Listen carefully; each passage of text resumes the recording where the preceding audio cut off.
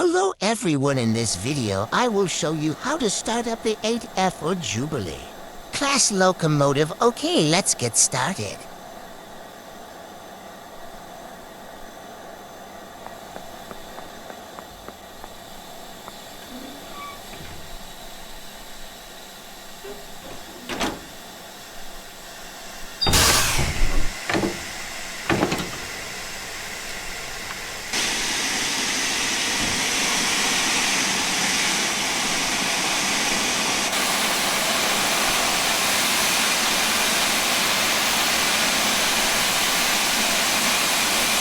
You will want to have the small and large ejectors to fully open to allow more power.